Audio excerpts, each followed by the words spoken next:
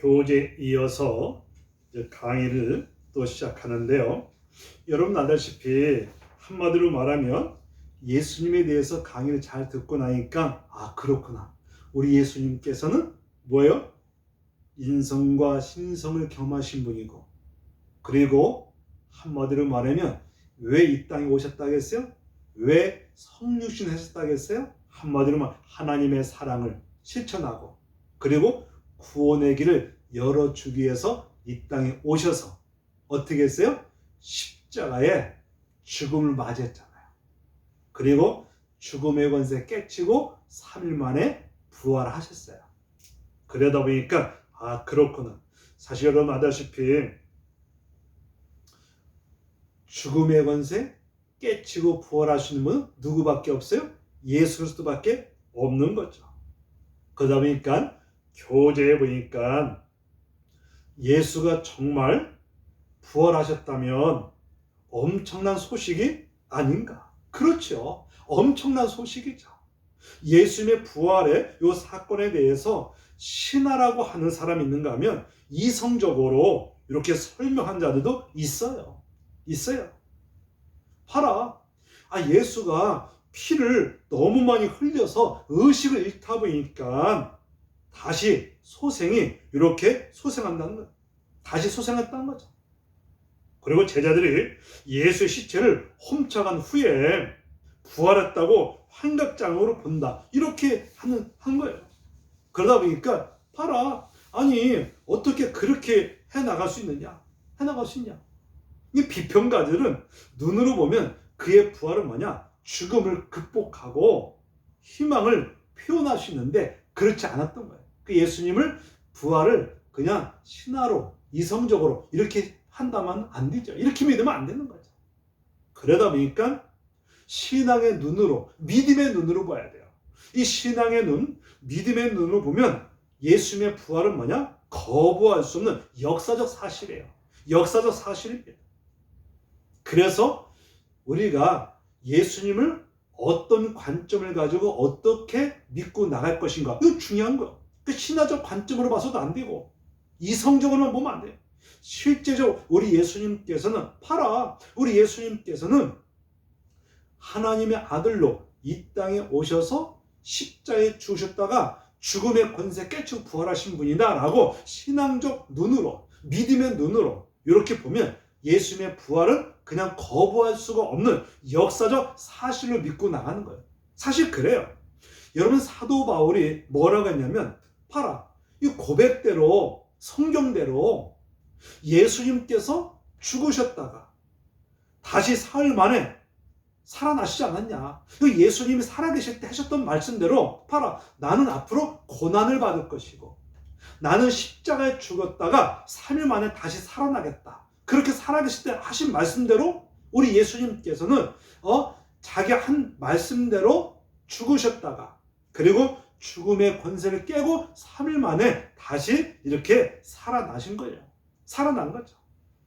그러다 보니까 이 사도 바울의 고백은 나는 믿고 나가죠. 이 사도 바울이 어떤 사람이냐면 부활의 예수를 만나기 전에는 이 사도 바울이 어떤 사람이었어요? 오히려 예수님을 대적했던 사람이에요.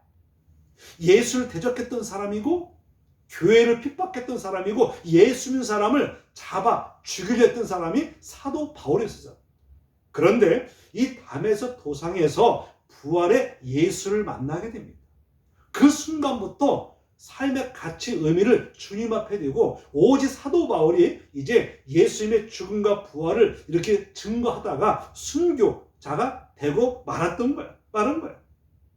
그러면서 사도 바울의 이 고백, 성경대로 예수님께서 죽으셨다가 이 사흘 만에 다시 살아났다. 그리고 베드로에게 보이시고 그리고 12 제자에게 사실 직접 보여줬다.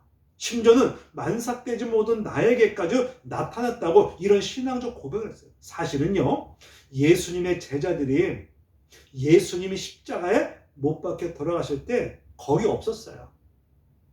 예수님의 제자들이 이제는 사실 숨어 있었어요. 숨어 있었을 때 부활의 예수님께서 직접 부활하셔갖고 직접 그 제자들을 찾아가 만나 주신 거죠. 만나주셨어요. 그리고 만삭되지 못한 요 바울까지 만나게 된 거죠. 만나게 된 거예요. 그러다 보니까 기독교는 예수가 부활하여 생명의 주님이 되신다는 신앙을 기초해서 세워진 거예요. 만약에 예수님이 죽음과 부활이 없다면 굳이 사실 예수 믿을 필요가 없죠. 그런데 우리 예수님께서 그렇구나. 예수님께서 죽으셨다가 3일 만에 부활하심으로 뭐가 될까요? 진정한 영생, 생명을 주실 뿐만 아니라 부활의 소망을 준 거죠. 정말 그러다 보니까 생명의 주님 되시는 신앙에 기초해가지고 이렇게 세워진 거죠. 생명 자체가 주님이기 때문에 죽음의 권세 깨치고 부활하셨다. 그래서 죽음에 대한 그렇구나. 신앙에 기초해서 세워나간 거예요. 그러다 보니까 예수님이 뭐예요? 빈무덤이죠. 이 빈무덤 뭐냐? 예수가 부활했던 것을 증거예요. 증거. 실은 예수님이 이제 돌아가시고 그리고 무덤에 갇혀 있을 때 3일절 되는 날 이제 예수님의 어머니 마리아하고 여인들이 예수님의 무덤을 찾아왔어요. 3일째 새벽에 이 여인들이 예수님의 무덤을 찾아왔는데 깜짝 놀란 거예요. 왜 깜짝 놀냐? 예수님을 갇혔던 무덤이 열린 거예요. 무덤이 열렸어요. 그래가지고 그 무덤에 가니까 천사가 뭐라고 하냐면 예수님께서 말씀하신 대로 죽으셨다가 살아나셨다. 부활하셨다는 거예요. 부활하신 거예요. 그러니까 무덤이 뭐냐? 빈 무덤이 된 거예요. 빈 무덤이. 무덤이 예수를 이제 이렇게 갇힐 수가 없어요. 왜? 살아계시기 때문에. 생명 자체이시기 때문에.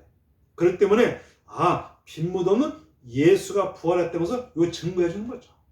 이 죽음에 대한 승리. 그래서 희망과 소망을 가질 수가 있는 거죠. 사실 이 지구상에서 죽음에 맞아갖고 육신들 다 어디 무덤에 갇혀 있잖아요. 무덤에 다 갇혀 있어요. 그런데 이 무덤에서 살아나신 분이 누구냐? 부활하신 분이냐? 예수밖에 없어요. 그래서 빈 무덤, 이것이 기독교의 자랑이라 할 수가 있죠. 왜? 빈 무덤이 결국 죽음에 대한 승리면서 그리고 희망과 소망이 될 수 있는 거죠.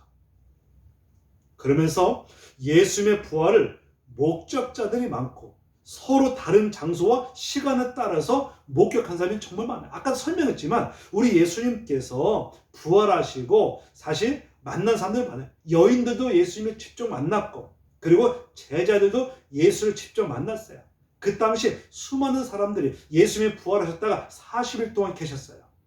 그러니까 수많은 사람들이 부활의 예수를 만날 수밖에 없었죠. 그래서 저 예수님께서 죽으셨다가 다시 살아나셨다. 그 목격한 사람들이 정말 많은 거예요. 예수님의 제자들은 로마 전역에 돌아다니면서 부활의 메시지를 전하면서 매를 많이 맞아요. 감옥에 갇히고 이 죽어가면서도 증언을 포기하지 않았어요. 아까도 설명했지만 이 예수님의 제자들이 부활의 예수를 만나기 전에는 두려움에 떨면서 숨어 있었어요. 그러다가 부활의 예수님을 직접 또 다시 만나게 됩니다. 직접 만나고 갇힌 적이 있다 보니까 이제 예수님의 제자들이 이제 로마 전역에 돌아다니면서 예수님의 부활하신 사건, 이 부활의 예수님을 이제 메시지를 전하면서 전하다 보니까 매도 맞게 되고 감옥에 가게 되고 그리고 죽어가면서도 예수님의 부활을 이들은 사실 끊임없이 증언하고 포기하지 않고 예수님의 복음을 전한 거예요. 그래서 실은 예수 믿는 사람들에게는 사실 부활의 신앙을 갖기 때문에 이 죽음 앞에서도 담대할 수 있어요. 담대할 수 있어요. 그러다 보니까 이 선교사들이 정말 많죠. 우리나라도 사실 선교사들이 처음에 오실 때 정말 순교자들도 있었어요. 그들이 예수님의 부활의 신앙이 있기 때문에 사실 순교 정신을 가지고 예수님의 복음을 전하여 전 세계 다니면서 이렇게 선교사 사역하는 것도 정말 많이 있어요. 우리나라도 지금 전 세계에 지금 예수님의 복음을 전하는 선교사들이 많이 가 있어요. 많이 왔어요. 심지어 우리나라 일제시대 때 예수님을 이렇게 지켜나가다가, 믿음을 지켜나가다가 이 죽은 사람들, 순교자들이 정말 많았어요. 일제시대 때 뭐냐면 그 당시 신배, 우상숭배, 신배 참배를 했을 때 그를 참배하지 않고 오직 하나님만 섬겼죠. 그러다가 순교하신 분들이 많이 있고, 6.25 때도 이 신앙, 믿음을 지키다가 순교한 사람 많아요. 왜냐? 부활의 신앙이기 때문에 어차피 죽으면 한 번 죽는데 우리는 이제 예수 믿으면 하나님 나라 천국 갈 수 있다. 그리고 이제 부활의 신앙이 있기 때문에 이 죽음 앞에서도 뭐 할 수 있어요? 담대하게 나갈 수 있고, 그래서 예수님의 제자들이 예수님의 이렇게 부활의 이 복음을 전하다가 순교까지 이렇게 한 거예요. 그리고 교재에 보니까 예수의 평가는 어떤 것이냐, 여기에 대해서 또 설명하기를, 예수에 대한 태도는 다양한 거죠. 당시 종교 지도자들은 명예와 이 권위를 위해서 예수님을 거부하고 유다처럼 돈으로 배반하고, 그리고 총독 빌라도도 이 밀란을 두려워하면서 이렇게 판결했던 것은 사실이에요. 당시 종교 지도자들이 사실 예수님의 정체를 알았다면 잘 섬겼을 텐데 그렇지 않고 오히려 사실 보면 자신들의 명예와 그리고 권위를 위해서 예수님을 거부하게 돼요. 그리고 유다라는 사람은 이 제자인데 돈으로 예수를 배반하게 돼요. 그리고 총독 빌라도라는 사람 같은 사람도 이 밀란을 두려워해서 이 잘못을 판결한 거죠. 많은 사람들이 예수 소문을 들었지만 이 세상의 쾌락과 물질로 관심이 없는 사람도 있어요. 그래서 많은 사람들이 예수님에 대해서 소문 들어요.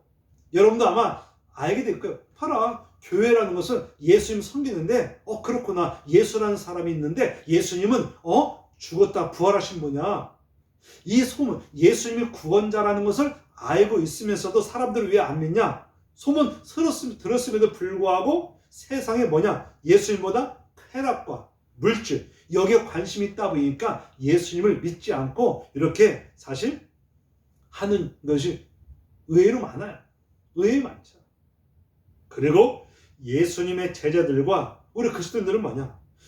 예수님의 신의 아들로, 구세주로, 메시아로 고백하고 따르고 믿고 섬기는 거야.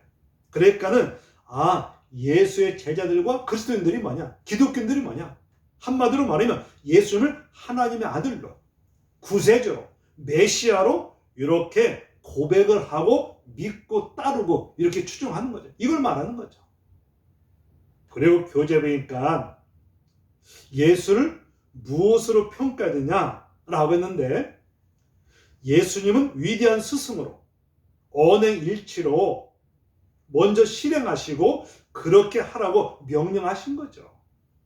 그리고 위대한 혁명가가 민족들이 뭐냐? 바라는 이 정치적 메시아 혁명이 아니라 영적인 혁명인 거죠. 예수님이 이 땅에 오신 것은 정치적 왕으로 오신 게 아니라 영적, 이것을 해결하러 오신 거죠. 이걸 오신 거예요. 그리고 계시자로 인간의 이성으로서 인식하기 어려운 이 신비, 영적인 일들을 계시해주고 있는 거죠. 그리고 예수님 뭐냐? 구세주로 인간의 죄와 죽음을 해결하고 영혼의 공허함과 그리고 질병을 치료하는 거예요. 사실 그렇습니다.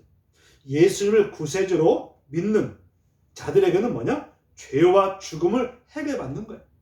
그리고 영혼의 공허함을 채워질 수 있고, 그리고 질병에서도 치유받을 수 있어요. 늘 얘기하지만 우리 인간은 하나님의 형상으로 지음받았기 때문에 이 영적 만족이라는 것은 세상 것으로 얻어지는 게 아니에요. 아무리 그 사람이 많이 배우고 지식이 있고 아무리 물질이 많을지라도 영적인 것을 채워나갈 수가 없어요. 공허함 속에, 험함 속에 살 수밖에 없어요. 그런데 예수 영접하고 예수 믿으면 주님을 통해서 영적 만족이 와요. 그러니까 진정한 영적 만족이 오기 때문에 행복할 수 있고, 그리고 우리가 정말 예수를 만나면 그렇구나, 우리는 죄사함을 받았잖아요. 믿음이 있기 때문에 우리는 희망과 소망이 있고 행복할 수 있고, 그리고 영혼의 공고함을 우리가 채워나갈 수 있고, 그리고 질병, 그리고 육신의 질병, 모든 질병이 예수님께서 회복하고 치유해 주셔요. 지금도 우리가 예수 영접하고 예수 믿는 사람들 믿음 갖고 나가면 하나님께서 사실 그의 부족함을 채워주셔요. 부족함을 채워주시고 만족감도 주시고 평안도 주시고 기쁨도 주시고 그리고 소망도 주시고, 그리고 심지어는 사실 질병의 아픔까지도 치료해 주셔요. 이분이 바로 우리의 사랑의 예수님이시고 능력의 주님이시죠. 그래서 우리가 예수 영접하고 예수 믿고 이 믿음 갖고 살아간다는 게 희망이고 진정한 소망이라고 할 수가 있습니다. 우리 학우들 강의 잘 들었죠? 이제 건강 잘 챙기고 또 한 주간 잘 보내고 다음 주에는 중간고사 시험을 볼 테니까 그렇게 하고 준비해 주시길 바라요. 제가 이제 단체 톡에다가 요 방법 알려줄 테니까, 중간고사 알려줄 테니까 이렇게 해서 사이버 캠프 들어가서 이렇게 하고 하길 바르길 바랍니다. 예, 그래요. 다음 주 이렇게 뵙도록 하겠습니다. 예.